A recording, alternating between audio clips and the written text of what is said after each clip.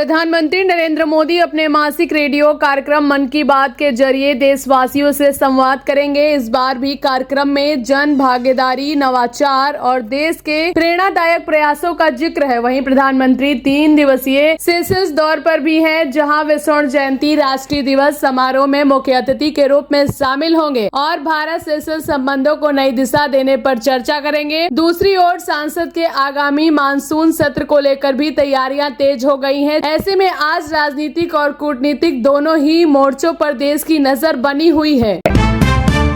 Operation सिंदूर को लेकर रक्षा मंत्रालय ने बड़ा बयान जारी किया है। मंत्रालय ने स्पष्ट किया है कि ऑपरेशन के दौरान शहीद हुए 6 जवानों की जानकारी कभी नहीं छिपाई गई। रक्षा मंत्री राजनाथ सिंह के संसद में दिए गए बयान को गलत संदर्भ में पेश किया जा रहा है। मंत्रालय के मुताबिक ऑपरेशन के बाद हुई आधिकारिक प्रेस ब्रीफिंग में तत्कालीन डीजीएमओ ने शहीद जवानों को श्रद्धांजलि दी थी। सरकार ने कहा कि देश अपने वीर सैनिकों के बलिदान का हमेशा सम्मान करता है और तथ्यों को तोड़ मरोड़ कर प्रेस करना उचित नहीं है।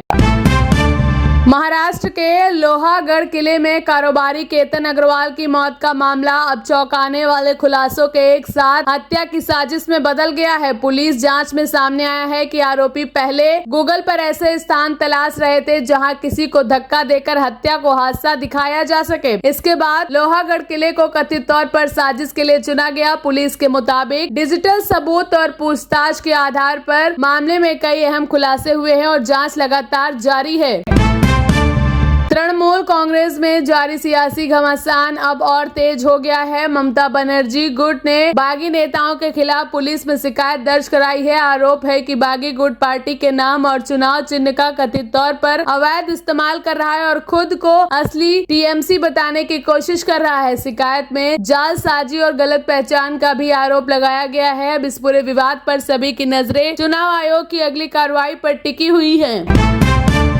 अब विदेश में पढ़ाई का सपना भारत में ही पूरा हो सकेगा। अगस्त के कई विदेशी विश्वविद्यालय अपने भारतीय कैंपस में नए शैक्षणिक सत्र की शुरुआत करने जा रहे हैं। इससे छात्रों को अंतर्राष्ट्रीय स्तर की डिग्री और पढ़ाई का अनुभव कम खर्चे में मिलेगा। विदेश जाकर रहने वाले अन्य खर्चों का बोझ भी काफी हद तक कम होगा। विशेषज्ञों का मानना है कि यह कदम भारतीय छात्रों के लिए वैश्विक शिक्षा को अधिक सुलभ बनाएगा और देश के उच्च शिक्षा क्षेत्र को भी नई मजबूती देगा। देश भर में मौसम ने करवट ले ली है। कई राज्यों में मानसून की रफ्तार तेज हो गई है, जबकि कुछ इलाकों में प्री मानसून बारिश ने हालात बिगाड़ दिए हैं। बिहार और मध्य प्रदेश में भारी बारिश का अलर्ट जारी किया गया है। वहीं उत्तर प्रदेश और राजस्थान के कई जिलों में तेज बारिश, आंधी और बिजली गिरने की आशंका जताई गई है। मौसम विभाग ने निचले इलाकों में जलभराव और बाढ़ जैसे हालात को देखते हुए लोगों से सतर्क रहने और प्रशासन की सलाह का पालन करने की अपील की है। प्रधानमंत्री नरेंद्र मोदी का सेशल्स पहुंचने पर भव्य स्वागत किया गया। राजधानी विक्टोरिया में पीएम मोदी को औपचारिक गार्ड ऑफ ऑनर दिया गया। सेशल्स के राष्ट्रपति पैट्रिक हरमनी और वरिष्ठ अधिकारियों ने उनका स्वागत किया। प्रधानमंत्री 3 दिवसीय राजकीय दौरे पर सेशल्स पहुंचे हैं, जहां वे देश के स्वर्ण जयंती राष्ट्रीय दिवस समारोह में अतिथि के रूप में शामिल होंगे। इस दौरान दोनों देशों के बीच समुद्री सुरक्षा, विकास सहयोग और द्विपक्षीय संबंधों को मजबूत करने पर चर्चा होगी। भारत और सेशल्स के बीच रणनीतिक साझेदारी का यह दौर नई मजबूती देगा।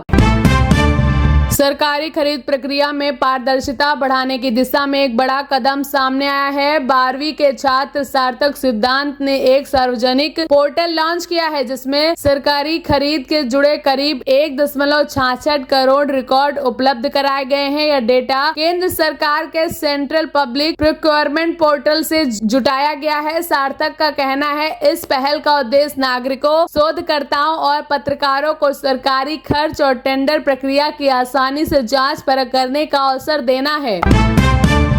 दिल्ली, एनसीआर और जम्मू कश्मीर समेत उत्तर भारत के कई इलाकों में भूकंप तेज झटके महसूस किए गए हैं। जानकारी के मुताबिक भूकंप का केंद्र अफगानिस्तान के हिंदू कुश क्षेत्र में था। इसकी तीव्रता 6.2 मैग्नीट्यूड दर्ज की गई है। नेशनल सेंटर फॉर सिस्मोलॉजी के अनुसार भूकंप करीब 215 किलोमीटर की गहराई में आया। झटके महसूस होते ही कई जगह लोग घरों और इमारतों से बाहर निकल आए। हालांकि अभी तक किसी बड़े नुकसान का या जनहानि की सूचना सामने नहीं आई है। प्रशासन हालात पर नजर बनाए हुए है। मिडिल ईस्ट में तनाव लगातार बढ़ता जा रहा है। ईरान और अमेरिका के बीच सैन्य टकराव के बीच ईरान ने बहरीन में अमेरिकी ठिकानों को निशाना बनाने का दावा किया है। वहीं जल डमरू मध्य में एक जहाज पर हमले की खबर क्षेत्र में चिंता बढ़ गई है। अमेरिका ने भी जवाबी कार्रवाई के संकेत दिए हैं। होर्मुज़ दुनिया के सबसे महत्वपूर्ण तेल व्यापार मार्गों में से एक है। ऐसे में इस संकट का असर अंतर्राष्ट्रीय बाजार और ऊर्जा आपूर्ति पर पड़ सकता है। दुनिया की निगाहें अब दोनों देशों के अगले कदम पर टिकी हुई हैं।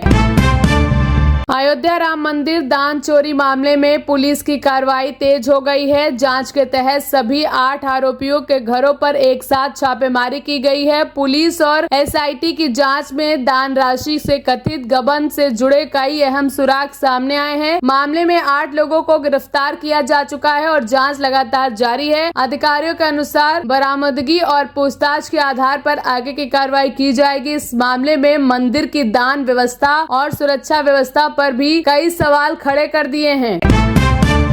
उदयपुर में होने वाले एक भव्य डेस्टिनेशन वेडिंग अब एक सनसनीखेज हत्या मामले से जुड़ गया है। पुणे के कारोबारी केतन अग्रवाल की लोहागढ़ किले में हुई मौत को पुलिस अब हादसा नहीं बल्कि कथित साजिश मानकर जांच कर रही है। जांच में सामने आया है कि उनकी मंगेतर सिया गोयल और कथित साथी चेतन चौधरी पर हत्या की साजिश रचने का आरोप है। पुलिस के अनुसार दोनों को गिरफ्तार किया गया है और पूछताछ में कई अहम खुलासे हुए हैं। मामले की जाँच अभी जारी है। मध्य प्रदेश के मंत्री कैलाश विजयवर्गीय एक बयान ने राजनीतिक हलकों में नई चर्चा छेड़ दी है। भोपाल में दिए बयान में उन्होंने सरकारी अधिकारियों और कर्मचारियों के संघ से जुड़ाव को लेकर टिप्पणी की है। उन्होंने कहा है कि सरकार बनने के बाद कई अधिकारी खुद को आरएसएस से जुड़ा बताने लगे हैं, लेकिन संगठन की विचारधारा के साथ अच्छे आचरण वाले लोगों की जरूरत है। विजयवर्गीय ने कहा है संख्या बढ़ाने के साथ साथ अच्छे इंसानों का होना भी जरूरी है। उनके इस बयान पर अब सियासी प्रतिक्रियाएं सामने आ रही हैं। महाराष्ट्र शिक्षक पात्रता परीक्षा यानी टीईटी पर पेपर लीक का साया पड़ गया है। परीक्षा के एक दिन पहले ठाणे के भिवाड़ी इलाके में पुलिस कार्रवाई के दौरान कथित तौर पर परीक्षा से जुड़े सवाल मिलने के बाद परीक्षा स्थगित कर दी गई। मामले में अब तक 3 लोगों को गिरफ्तारी हुई है और जांच के लिए एसआईटी गठित की गई है। पुलिस के अनुसार आरोपी कथित तौर पर पेपर को बड़ी रकम में बेचने की तैयारी में था। परीक्षा की नई तारीख जल्द घोषित की जाएगी। देश के कई राज्यों में मानसून और प्री मानसून बारिश का असर तेज हो गया है। मध्य प्रदेश, उत्तर प्रदेश, राजस्थान, हिमाचल प्रदेश और उत्तराखंड में भारी बारिश का अलर्ट जारी किया गया है। मौसम विभाग ने कई इलाकों में तेज हवाओं, बिजली गिरने और जलभराव की संभावना जताई है। पहाड़ी राज्यों में भूस्खलन और नदी नालों के बढ़ते जलस्तर को लेकर प्रशासन सतर्क है। वहीं मध्य भारत में मानसून की सक्रियता किसानों के लिए राहत लेकर आई है। लोगों से मौसम विभाग की चेतावनियों का पालन करने और सावधानी बरतने की अपील की गई है। वेनेजुएला में आए विनाशकारी भूकंप ने भारी तबाही मचा दी है। लगातार आए 2 शक्तिशाली झटकों के बाद कई इलाकों में इमारतें ढह गई और बड़े पैमाने पर राहत एवं बचाव अभियान जारी है। रिपोर्ट्स के मुताबिक हजारों लोग प्रभावित हुए हैं और बड़ी संख्या में लोग अब तक भी लापता बताए जा रहे हैं। कई इलाकों में आफ्टर शॉक्स के कारण बचाव कार्यों में मुश्किलें आ रही हैं। अंतर्राष्ट्रीय राहत टीमें भी बचाव अभियान में जुटी है। प्रशासन मलबे में दबे लोगों को तलाशने और प्रभावित परिवारों तक मदद पहुंचाने में लगा हुआ है। अयोध्या राम मंदिर चढ़ावा चोरी मामले में पुलिस ने बड़ी कार्रवाई की है। जांच के तहत सभी 8 आरोपियों के घर पर एक साथ छापेमारी की गई। पुलिस और जांच टीम इस दौरान कई अहम साक्ष्य जुटाने की कोशिश की। आरोप है कि मंदिर में आने वाले दान से जुड़ी राशि के गबन की साजिश रची गई थी। मामले में कई लोगों से पूछताछ की जा रही है और जाँच लगातार जारी है। अधिकारियों का कहना है कि दोषियों के खिलाफ सख्त कार्रवाई की जाएगी और पूरी प्रक्रिया पारदर्शी तरीके से आगे बढ़ाई जाएगी। मध्य प्रदेश के मंत्री कैलाश विजयवर्गीय के बयान को लेकर सियासी चर्चा तेज हो गई है। उन्होंने अधिकारियों और कर्मचारियों के बीच विचारधारा और अच्छे आचरण की जरूरत पर अपनी बात रखी। वहीं अयोध्या राम मंदिर चढ़ावा मामले और बागेश्वर धाम में पंडित धीरेन्द्र शास्त्री से जुड़े मुद्दों पर भी उन्होंने प्रतिक्रिया दी है। धीरेन्द्र शास्त्री को लेकर पहले भी विजयवर्गीय अपना समर्थन जता चुके हैं। अब उनके बयान के बाद राजनीतिक गलियारों में भी बहस शुरू हो गई है। विपक्ष ने सवाल उठाए हैं जबकि समर्थक इसे वैचारिक बयान बता रहे हैं।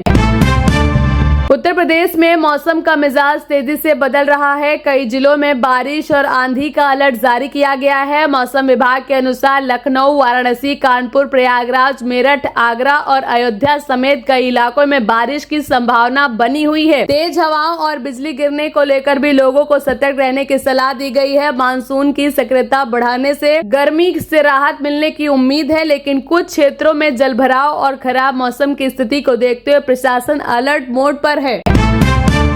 एलपीजी गैस सिलेंडर इस्तेमाल करने वाले ग्राहकों के लिए नए नियम सामने आए हैं। अब गैस कनेक्शन की जांच, केवाईसी और सब्सिडी से जुड़े नियमों को लेकर उपभोक्ताओं को सतर्क रहने की जरूरत है। सरकार ने स्पष्ट किया है कि जिन ग्राहकों की केवाईसी पूरी नहीं हुई है, उन्हें इसे पूरा करना होगा। वहीं जिन घरों में पीएनजी कनेक्शन उपलब्ध है, वह एलपीजी कनेक्शन को लेकर नए प्रावधान लागू किए गए हैं। उपभोक्ताओं से अपील की है कि वे अपने गैस कनेक्शन की जानकारी अपडेट रखें और किसी भी परेशानी से बचने के लिए समय पर जरूरी प्रक्रिया पूरी करें।